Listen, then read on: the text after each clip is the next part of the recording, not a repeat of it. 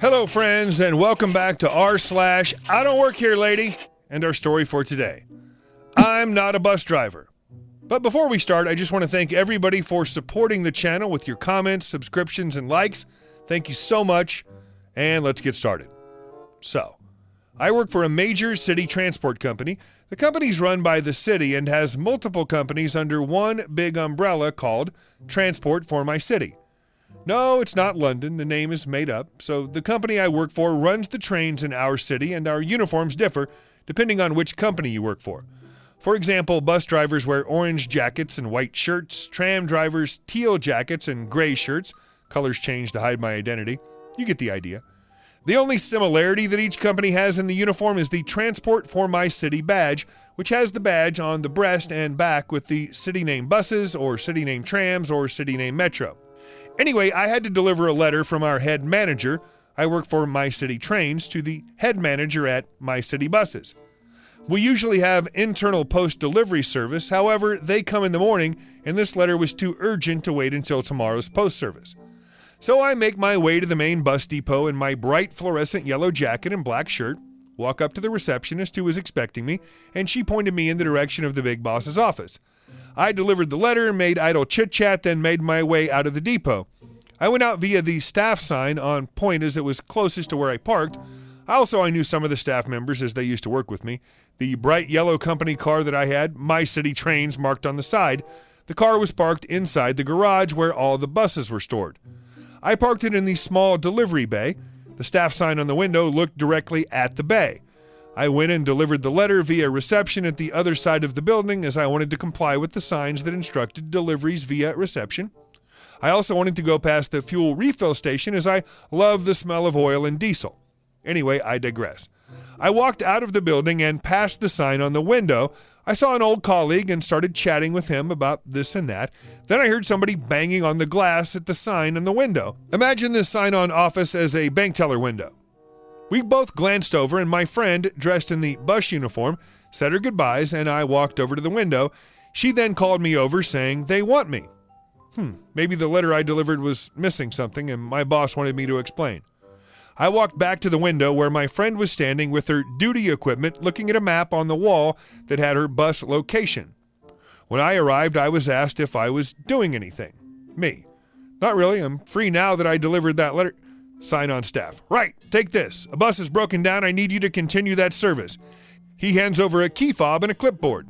I stood sort of bemused with my mouth open, looking around to see if I was supposed to give this duty stuff to anyone. After a short few seconds, the penny dropped.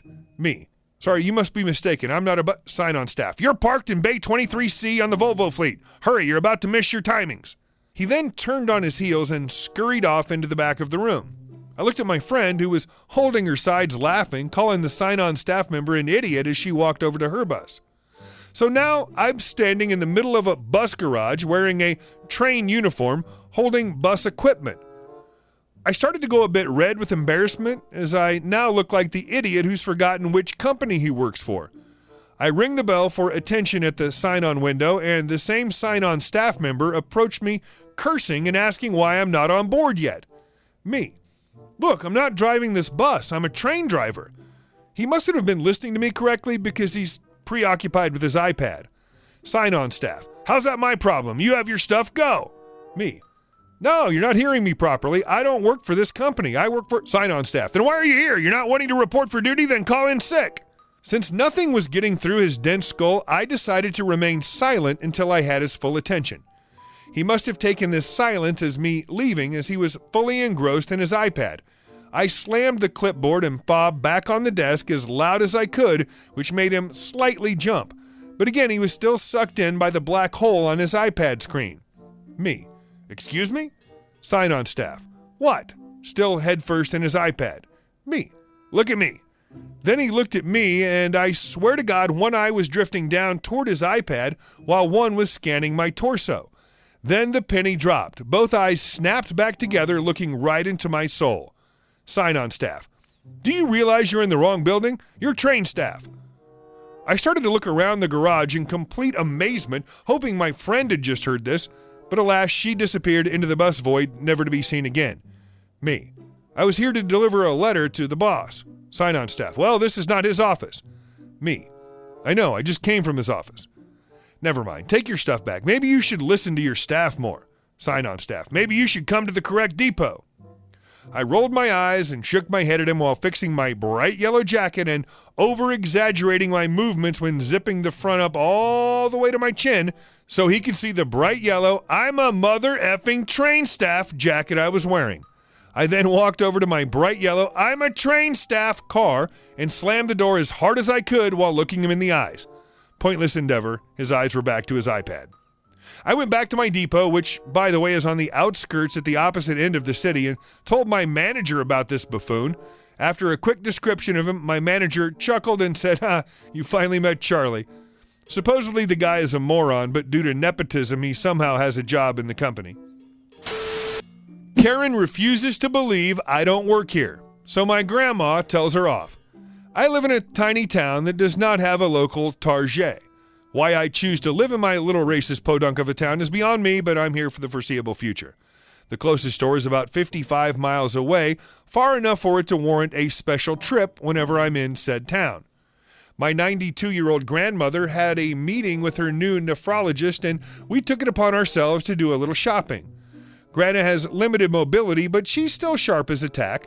Before we stopped at Target, Grandma had me stop at the liquor store for a bottle of E&J and picked up her glaucoma medicine. She wanted a pack of Newports, but I knew my mom would kill me if I bought Grandma cigarettes, considering she was supposed to have stopped smoking 40 years ago.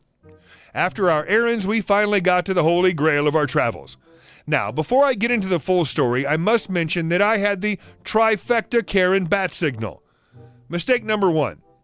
I decided to wear a Red Heart Association shirt and khaki shorts, which, if anyone has been to Target, they know the uniforms are red shirts and khaki pants. Mistake number 2, Grandma decided to use her motor chair and had me grab items that she can't reach, so it always looked like I was helping a customer. Mistake number 3, I was breathing. So the subscribers of this sub already know what is coming. I was stopped by several people who thought I worked there. The majority were nice enough to say sorry when they realized their mistake. There were a couple that I even helped find what they needed, but after a while it was wearing thin on Grandma and I. We were looking at sporting goods trying to decide what to get my soon-to-be 11-year-old nephew for his birthday. As I'm a little lightweight arguing with my lovely grandmother over an appropriate gift, Karen enters the scene. She was a typical Karen. She had the haircut, superficial tan, and sunglasses perched on her badly highlighted hair. Karen sees what looks like an employee helping an elderly woman. While I'm trying to put back useless crap my Grandma insists on buying, she taps me on the shoulder. I sigh, turn around, and tell her, "Sorry, I don't work here. I can't help you."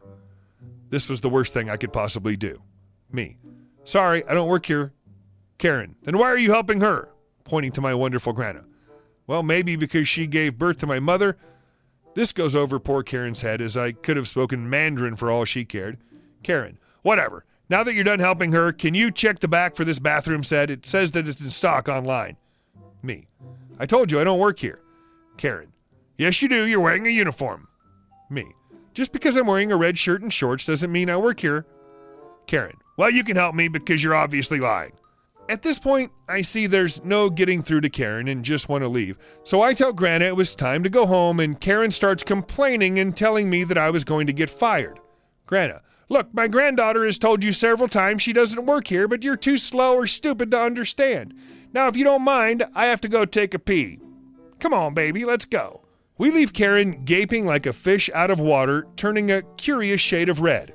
We finish up our shopping and see Karen at the registers. Grandma wanted to get in line behind her and start talking about how people these days have no respect and don't know how to act.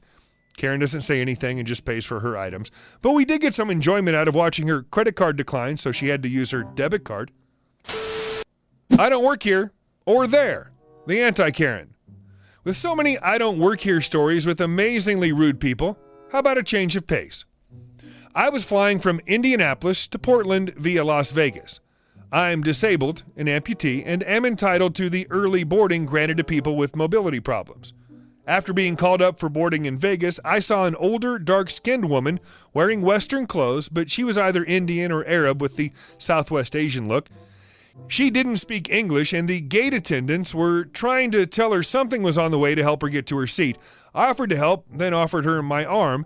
It took a while getting down the jetway, and with the flight attendants busy boarding passengers, I got the woman seated, then went to my own seat.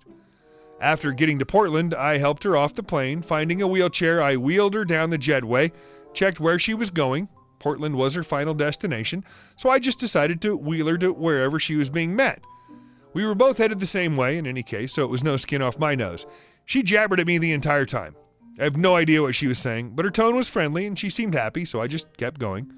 It was quite a ways, so she talked to me for quite some time, but we finally got to the TSA checkpoint where we met her son. A happy reunion, and I started to walk away, but the woman made it clear that she wanted me to stay for a minute.